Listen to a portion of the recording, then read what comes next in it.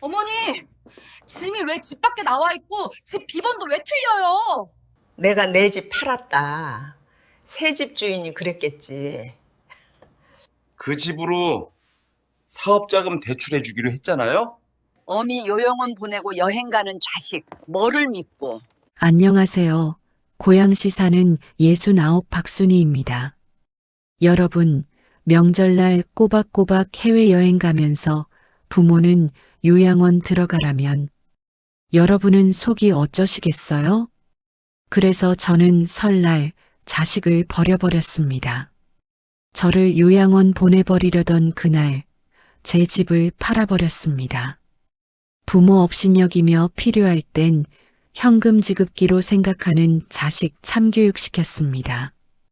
그럼 이야기 시작하기 전 구독과 좋아요 눌러주셨나요? 여러분의 응원이 우리 같은 시니어들에겐 정말 큰 힘이 됩니다. 사연을 다 들으시고 여러분의 심정을 댓글로 달아주세요. 그 마음 함께 하겠습니다. 70평생 참아온 박순희의 진정한 자식 참교육이 지금 시작합니다. 요즘 설 명절이 다가오면 가슴부터 답답해지는 건 저뿐인가요? 예전에는 설 명절이 되면 집안이 북적북적 생기가 돌았죠? 하지만 요즘은 어떤가요? 자식들한테서 지워지는 기분 들지 않으세요? 저는 저의 설 이야기를 하려고 합니다. 설 며칠 전부터 우리 집은 나만 빼고 축제 분위기였지요. 자식 하나 번듯하게 키워놓으면 내 인생 보상받을 줄 알았는데 보상은커녕 그게 다 부질없는 착각이었다는 걸 설날 뼈저리게 깨달았습니다. 우리 집 아들 내외는 설 일주일 전부터 저를 아랑곳하지 않았습니다. 거의 투명인간 취급했죠. 거실 한복판에 커다란 여행 가방 2개를 떡하니 펼쳐놓고 자기들 세상인양 굴었습니다. 한 번, 2번 명절을 빼먹더니 이제는 대놓고 명절만 되면 해외여행 떠날 준비에 들떴죠. 새해를 맞아 친척들 세배할 생각이나 문안 인사드릴 생각은 아예 없었죠. 누가 요즘 그런 구시대적 행사를 하냐고 면박까지 주더군요. 유럽 가서 입을 새 옷에 세면도구에 아이들 간식까지 챙기느라 나를 없는 사람 취급합디다. 며느리는 들뜬 목소리로 친정 엄마와 통화하며 엄마 이번에 파리 가면 루이비통 하나 사올게. 샤넬도 들러보고 라며 콧노래를 부르는데 주방 구석에서 저는 굽은 허리를 펴지도 못하고 멸치똥을 땄습니다. 저에게는 어머니 뭐 필요하신 것 없으세요?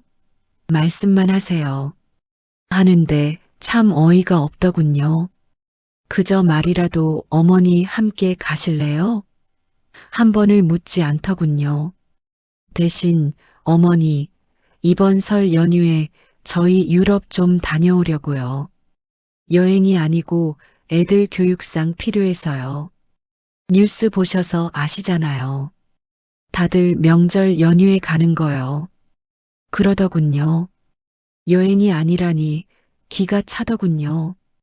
여행 가기 전날까지도 며느리는 어머니 냉장고에 사골 좀 고아 놓으셨어요?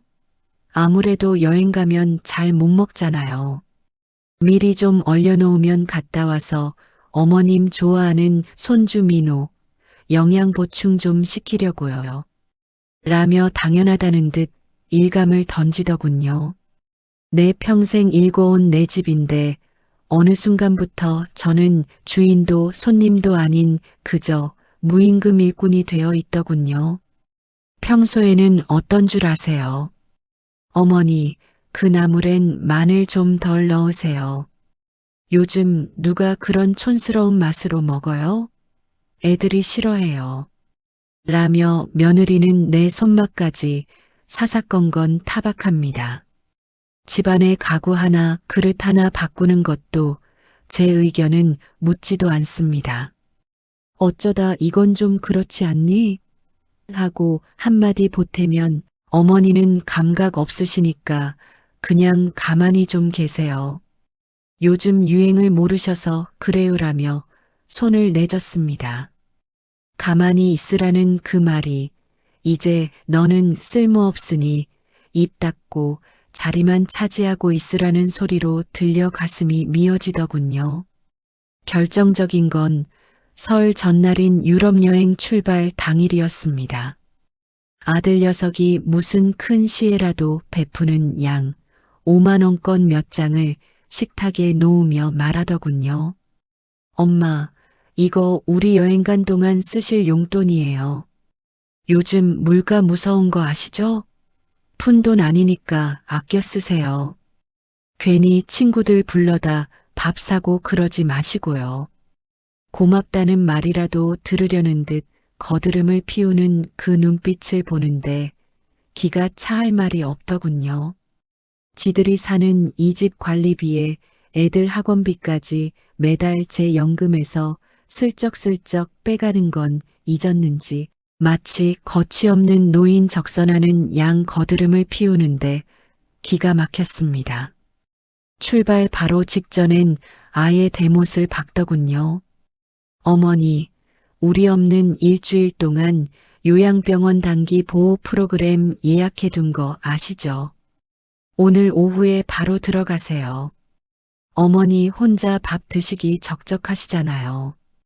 거긴 어머니 또래도 있고 밥도 다 나오니까 그냥 푹 쉬다 오세요. 말이 좋아 쉬다 오라는 거지. 결국 자기들 여행 가는 동안 거추장스러운 늙은이 치워버리겠다는 거 아닙니까?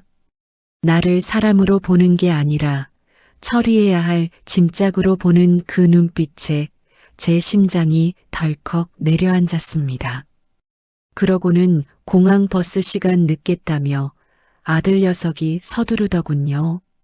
아들 녀석과 며느리가 캐리어를 끌고 현관문을 나서려던 찰나였지요. 아들 녀석이 갑자기 무언가 빠뜨렸다는 듯 멈칫하더군요. 그러더니 시계를 쓱 보고는 귀찮다는 듯 며느리한테 말합디다.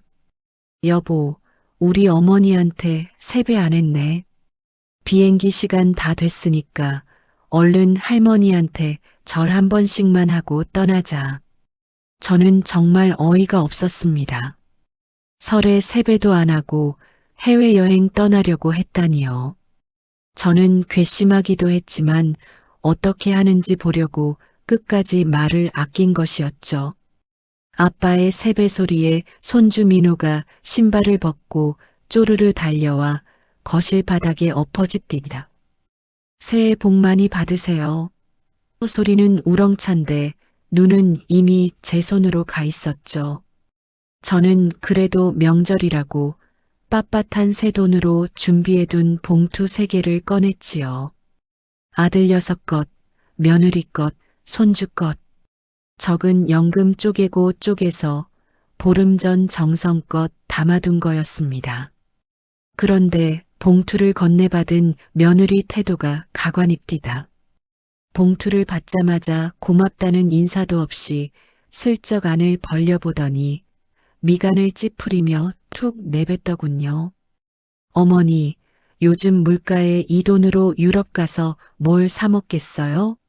좀 더 넣어서 애들기 좀 살려주시지. 그냥 제가 챙길게요. 그러면서 제 손주 손에 들려있던 봉투까지 낚아채서 자기 가방에 쑥 집어넣는데 제가 무안하더군요. 머쓱해진 제가 아무 말도 못하고 서 있는데 아들놈은 한술 더 뜹디다. 엄마 세뱃돈 줄 돈 있으면 우리 여행 다녀와서 진명에 바꾸는 취득세나 좀 보태주지 그러셨어요. 하여튼 그 이야기는 여행 다녀와서 하고요. 야 늦겠다. 세배도 했고 할 것 다 했으니 이제 파리로 떠나자. 고고. 그렇게 자식들은 제 정성이 담긴 봉투만 챙겨서 바람처럼 사라졌습니다. 현관문이 닫히는 순간 텅 빈 집안에 남은 건 자식들이 먹다 남긴 배달음식 용기와 어질러진 거실, 그리고 버림받은 나뿐이었습니다. 설날 자식들은 구름 위를 날아 유럽으로 가는데 어미는 요양병원 침대 구석으로 밀려나야 하는 처지. 설날 자식들은 유럽의 풍경 좋은 레스토랑에서 유명 셰프 요리를 먹는데 어미는 요양병원의 푸석푸석한 밥으로 끼니를 채워하는 그 비참함. 그 참담함은 겪어보지 않은 사람은 절대 모를 것입니다. 70평생 자식들 입에 들어가는 건 금쪽 같고 내가 먹는 건 흙탕물 같아도 참고 살았는데 돌아온 건 봉투가 얇다는 타박과 요양병원 들어가라는 명령뿐이었습니다. 한번 요양병원 들락거리면 영원히 살게 되는 곳이 요양병원인 줄 제가 왜 모르겠어요. 그 허망한 거실에 홀로 남은 전 결심했어요. 그래, 너희에게는 이 봉투 속에 몇만 원이 푼돈이겠지만 내가 가진 이 집 문서는 너희 인생을 송두리째 바꿀 힘이다. 너희가 나를 무시하고 모욕을 주니 나도 이제 그렇게 똑같이 갚아주마. 너희는 자식이라는 이유로 당하지 않아서 모르겠지만 이제 똑같이 당해보고 그것이 얼마나 서글프고 비참한지 깨닫게 해주마. 그 길로 저는 눈물을 닦고 인감도장을 챙겨 부동산으로 향했습니다. 저는 제 인생에서 가장 통쾌하고 무거운 도장을 찍었습니다. 너희가 무시한 그 얇은 봉투가 아니라 너희가 발붙이고 살던 이 집 자체가 사라지는 마법을 부려주기로 한 겁니다. 그래서 저는 요양병원 대신 부동산으로 향했습니다. 사실 자식들이 여행 준비로 들떠있던 보름 동안 저도 조용히 내 인생을 바꿀 준비를 마쳤거든요. 아들은 사업 자금이 필요하다며 이 집 명의를 자기 앞으로 돌리라고 매일같이 볶아댔지요. 어머니 돌아가시면 어차피 제 건데 미리 증여하는 게 절세예요. 잘 모르시면서 고집 부리지 마세요라며 윽박지르던 아들의 얼굴이 떠올랐습니다. 하지만 저는 그 명의를 내 마지막 자존심을 지킬 무기로 쓰기로 했습니다. 자식들이 비행기 표를 끊을 때 저는 이 집에 금매 계약서를 썼습니다. 재개발 소식이 들리는 동네라 시세보다 딱 5천만 낮춰 내놓으니 설 연휴 전에 잔금을 다 치를 현금 부자가 단번에 나타나더군요. 자식들이 파리 에펠탑 앞에서 웃으며 사진을 찍어 SNS에 올릴 때 저는 이삿짐 센터를 불렀습니다. 내 피와 땀으로 세운 이 집에서 내 흔적을 말끔히 지우기 시작했습니다. 낡은 가구들, 남편의 사진, 내가 정성껏 키우던 난초들까지 전부 챙겼습니다. 자식들이 당연하게 누렸던 그 안락한 공간이 사실은 내 희생이었다는 걸, 이제는 소유권이 넘어간 남의 집이 되었다는 걸 뼈저리게 가르쳐 주기로 했습니다. 어머니는 잘 모르시니까 가만히 계세요라던 그 오만한 자식들에게 진짜로 가만히 있었더니 무슨 일이 벌어지는지 똑똑히 보여주려 합니다.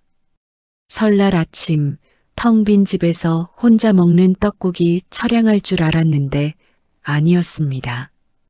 평생 자식들 입에 들어갈 갈비찌고 전 부치느라 나는 정작 냄새만 맡았었는데 그날은 오로지 나만을 위해 최상급 와인도 한 잔 따랐습니다. 텔레비전 속에서는 가족들이 모여 웃는 광고가 나오지만 저는 전혀 외롭지 않았습니다. 오히려 10년 묵은 체증이 내려가는 것처럼 속이 다 후련했습니다. 내 집을 내 마음대로 처분하고 그 돈을 내 계좌에 넣었을 때의 그 든든함. 그건 자식이 주는 푼돈 용돈과는 비교도 안 되는 생명줄이었습니다. 자식들이 귀국하던 날, 저는 핸드폰을 켜두고 미리 얻어둔 깨끗한 오피스텔 창가에 앉았습니다. 저녁 무렵부터 아들에게서 전화가 빗발치더군요. 수십 통을 무시하다가 마지막에 전화를 받았습니다. 수화기 넘어 아들 목소리는 거의 비명에 가까웠습니다. 엄마, 집 비번이 왜 바뀌어 있어요? 우리 집은 왜 복도에 다 나와 있고요? 이게 지금 무슨 일이에요? 엄마 어디에요? 저는 아주 차분하고 우아하게 대답했습니다. 얘야, 너희가 나 경제관념 없다며. 그래서 전문가 도움받아 집 정리했다. 큰 집 관리하기 힘들어서 팔아버렸어. 그 돈은 내 노후 자금으로 쓸 거다. 너희 집은 새 주인 입주해야 한다고 해서 내가 사람 써서 복도에 내놨으니 얼른 챙겨가거라. 자릿세 나오기 전에. 아들은 엄마 미쳤냐며 악을 쓰고 며느리는 옆에서 잘못했다며 울고불고 난리가 났습니다. 하지만 저는 단호했습니다. 며느리야, 너희 식구랑 여행 갈 때 나보고 요양병원 가라고 했지? 나도 내 인생 찾으러 왔다. 너희 친정집 크다며? 거기 가서 신세 좀 지거라. 아, 사돈한테는 내가 미리 연락해뒀다. 너희가 내 집 팔아 도박이라도 한 것처럼 말해뒀으니 아마 문 안 열어주실 거다. 이제 나 찾지 마라. 부모가 다 주면 효도 받을 줄 아는 세상. 자식은 부모의 희생을 걸음 삼아 자라지만 그 걸음이 당연해지는 순간 부모를 밟고 올라섭니다. 저처럼 짐짝 취급당하고 나서야 깨닫지 마시고 여러분의 인생을 스스로 지키세요. 집 문서가 우리의 존엄이고 내 손등에 쥔 현금이 우리의 힘입니다. 70평생 누군가의 엄마 아내, 가사 도우미로 살았던 박순이는 그날 죽었습니다. 그리고 이제는 오직 나 자신만을 위해 살아갈 새로운 박순이가 태어난 겁니다. 자식보다 자신을 먼저 사랑하세요. 그래야 자식도 부모를 사람으로 봅니다. 이번 설날은 제 생애 가장 완벽하고 통쾌한 나를 위한 선물 같은 날이었습니다. 집을 매도하고 나온 그날 밤, 저는 경기도 고양시의 한 호텔 레지던스 창가에 앉아 밤하늘을 보았습니다. 아파트 복도에서 제 짐짝을 부여잡고 통곡하고 있을 자식들의 비명이 귓가에 쟁쟁했지만 이상하게도 눈물 한 방울 나오지 않더군요. 오히려 10년 묵은 체증이 싹 내려가는 것처럼 속이 다 후련했습니다. 평생을 자식 며느리 눈치 보느라 다리 한번 편히 못 뻗고 잤는데 그날 밤은 난생 처음으로 단잠을 잤습니다. 다음 날 아침 저는 평소라면 상상도 못했을 호사를 누렸습니다. 새벽 5시면 어김없이 눈이 떠져서 자식들 국 끓이고 밥 차리느라 도마 소리 내던 그 지긋지긋한 습관을 버렸지요.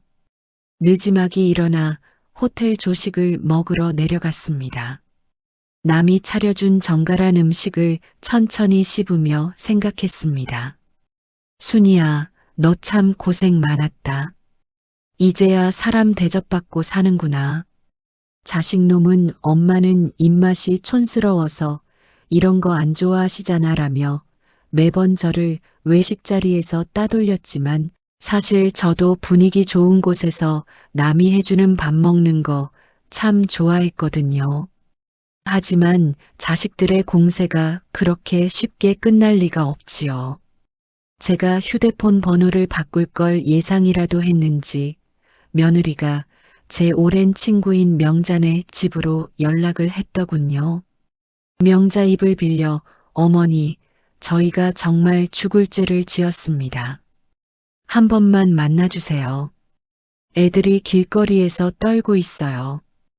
전세 구할 돈도 없어요라며 읍소를 합디다.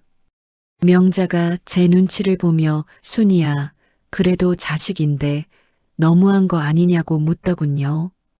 저는 명자에게 딱 한마디만 전하라고 했습니다.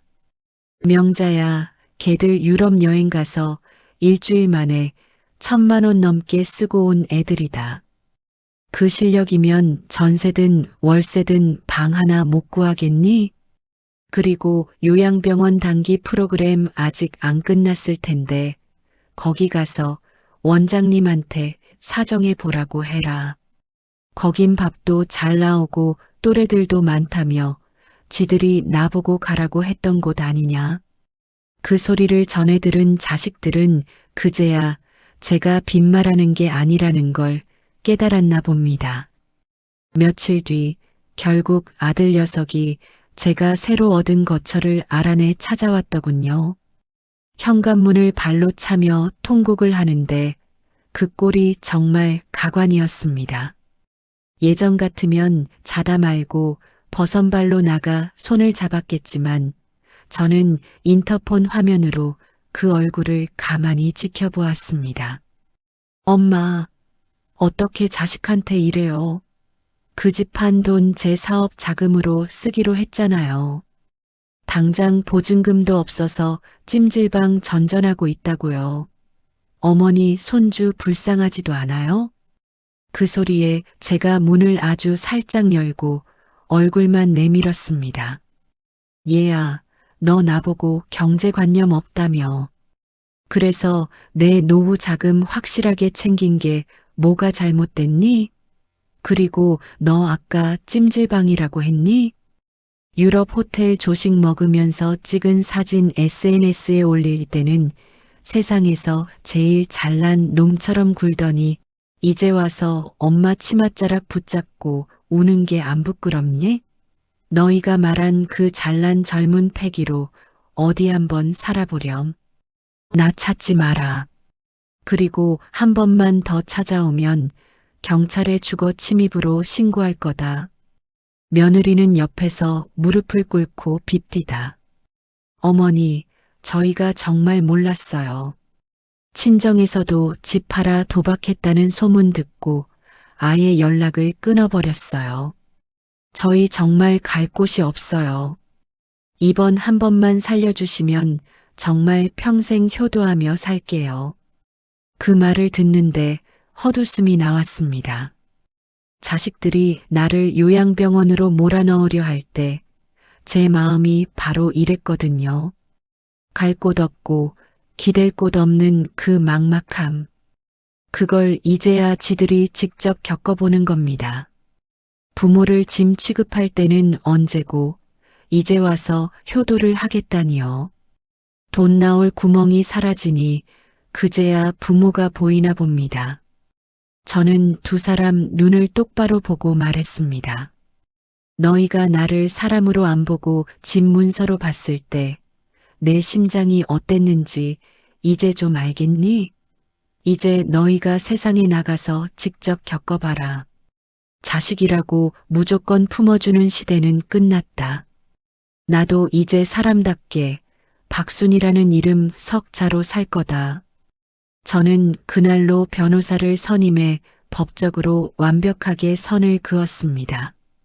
혹시라도 나중에 제 재산을 노리고 달려들지 못하게 유언 공증까지 확실하게 마쳤지요. 그리고 저는 그동안 해보고 싶었던 공부를 시작했습니다. 문화센터 가서 꽃꽂이도 배우고 친구들과 방방곡곡 맛집 탐방도 다녔지요. 자식 눈치 보느라 못 샀던 고운 옷도 사입고 나를 위해 최고급 영양제도 챙겨 먹습니다. 내 몸이 건강해야 내 인생도 지키는 법이니까요. 얼마 전에는 아들이 카톡을 보냈더군요. 작은 공장에서 밤새워 일하고 있다고요. 어머니가 해주시던 된장찌개가 너무 그립다며 잘못했다고 하더군요. 하지만 저는 답장하지 않았습니다. 된장찌개가 그리운 게 아니라 그 찌개를 끓여주던 공짜 일꾼이 그리운 거라는 걸 이제는 알기 때문입니다. 스스로 밥 벌어 먹고 스스로 방 한 칸 마련하는 게 인생이라는 걸 배우기 전까지는 절대로 문을 열어주지 않을 생각입니다. 시니어 동지 여러분, 전 깨달았습니다. 우리가 우리 자신을 귀하게 여겨야 자식들도 우리를 함부로 못합니다. 자식이 거드름 피우면 단호하게 꾸짖으세요. 결정권을 빼앗으려 하면 더 강력하게 행사하세요. 짐 취급하면 과감하게 그 자식의 짐을 싸게 만드세요. 그것이 자식을 망치지 않는 진정한 참교육이고 나를 살리는 유일한 방법입니다. 민족 최대의 명절 설은 저 박순이 인생의 최대의 명절이 되었습니다. 자식들의 행복보다 저의 행복이 더 소중하다는 걸 깨달은 날이었지요. 저는 이제 더 이상 자식의 뒷모습을 보며 눈물 짓지 않습니다. 대신 거울 속에 제 환한 미소를 보며 웃습니다. 순이야, 너 참 잘했다. 오늘 점심은 뭐 맛있는 거 먹을까? 하고 나 자신에게 묻는 이 시간이 얼마나 행복한지 모릅니다. 사람들이 그럽디다. 그래도 자식인데 죽을 때 눈이라도 감으려면 얼굴은 봐야 하지 않겠냐고요. 하지만 저는 생각했습니다. 내 평생을 갈아 넣어 키운 자식이 나를 사람이 아닌 돈 나오는 기계로만 본다면 그 인연은 이미 하늘이 끊어준 거라고요. 반년 만에 오피스텔 앞으로 찾아와 무릎을 꿇고 통곡하는 아들 녀석을 보면서도 제 마음은 달궈진 돌처럼 단단하고 차가웠습니다. 엄마, 한 번만 기회를 주세요. 정말 저희가 잘못했어요. 이제부터 진짜 잘할게요. 그리고 엄마 손주 민호, 학원비도 없어서 학원도 못 가고 있어요. 아들놈은 제 바지가랑이를 붙잡고 늘어졌지만 그 입에서 나오는 소리는 결국 또 돈 이야기였습니다. 내가 보고 싶은 게 아니라 내 통장 속에 든 집한 돈이 보고 싶어 저러는구나 싶으니 아직도 정신을 못 차렸다 싶더군요. 며느리라는 애는 한술 더 뜹니다. 어머니, 저희가 그동안 잘못한 건 인정하는데요. 그래도 민호 할머니시잖아요. 민호 미래까지 망치실 거예요? 집한 돈 절반만이라도 주시면 저희가 죽을 때까지 정말 잘 모실게요. 그 말을 듣는 순간 제 안에 마지막 실금 같은 정마저 끊어졌습니다. 죽을 때까지 잘 모시겠다는 그 말이 죽을 때까지 내 돈을 빨아먹겠다는 선전포고처럼 들리더군요. 나는 너희를 사람으로 키우려 했는데 너희는 끝까지 나를 먹잇감으로만 보는구나. 나는 조용히 아들의 손을 뿌리치고 차갑게 말했습니다. 얘야, 민호 학원을 보내든 말든 그건 이제 너희 인생이다. 내 인생에서 너희라는 짐은 이미 설날 그날로 다 내려놓았다. 부모 자식도 서로를 존중할 때나 가족인 거지. 한쪽이 한쪽을 뜯어먹는 건 기생충이지 가족이 아니다. 나는 이제 너희의 엄마로 살지 않겠다. 박순이로 살다 죽을 거다. 저는 그 길로 번호를 다시 바꾸고 변호사를 통해 접근금지 가처분 신청을 냈습니다. 그리고 제 모든 재산을 사후에 사회에 환원하기로 공증까지 마쳤지요. 자식들에게 단 한 푼의 유산도 남기지 않겠다는 서류에 도장을 찍는데 이상하게도 눈물 대신 웃음이 납디다. 70평생 짊어지고 있던 무거운 배낭을 드디어 내려놓은 기분이랄까요. 그날 이후 저는 진짜 자유를 찾았습니다. 아침이면 조용히 명상을 하고 오후에는 찻집을 찾습니다. 아참, 이번 설 연휴에는 자식들 뒷바라지하느라 한 번도 못 가본 해외여행을 단체 관광으로 떠납니다. 파리 에펠탑 아래서 자식들이 올렸던 사진 속 장소를 찾아가 이번엔 오직 나만을 위한 와인 잔을 들 것입니다. 자식놈들이 엄마는 이런 거 몰라도 되라며 무시하던 세상의 모든 화려함을 이제는 온전히 제 것으로 만들 작정입니다.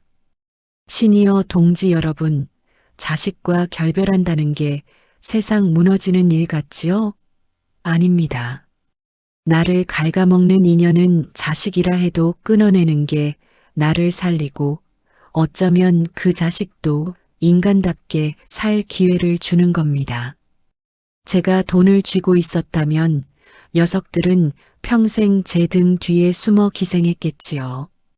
이제야 지들 손으로 땀 흘려 밥 벌어 먹으며 돈 무서운 줄, 사람 귀한 줄 배우고 있을 겁니다. 저는 이제 제 장례식조차 자식들에게 맡기지 않기로 했습니다. 믿을 만한 상조 서비스와 변호사에게 모든 걸 위임해뒀지요. 죽는 순간까지 누구의 눈치도 보지 않고 누구에게도 짐이 되지 않는 우아한 마무리를 준비한 겁니다. 외롭지 않느냐고요? 자식 옆에서 무시당하며 사는 게 100배, 1000배 더 외롭습니다. 지금 저는 제 자신과 연애하듯 아주 즐겁게 살고 있습니다. 부모라는 이름의 감옥에서 출소해 드디어 한 인간으로서 광명을 찾았으니까요. 자식에게 목매지 마세요. 여러분의 인생은 자식의 부속품이 아닙니다. 박순이처럼 통쾌하게 그리고 우아하게 여러분의 남은 생을 설계하십시오. 혹시 이 이야기를 듣는 자식분들이 있다면 있을 때 잘하십시오. 부모도 자식에게 마음 떠나면 다 부질없습니다. 오늘 저 박순이의 자식 참교육 어떻게 들으셨나요? 응원해 주시고 싶으시다면 구독과 좋아요, 댓글 부탁드립니다. 감사했습니다. 늘 좋은 날 되세요.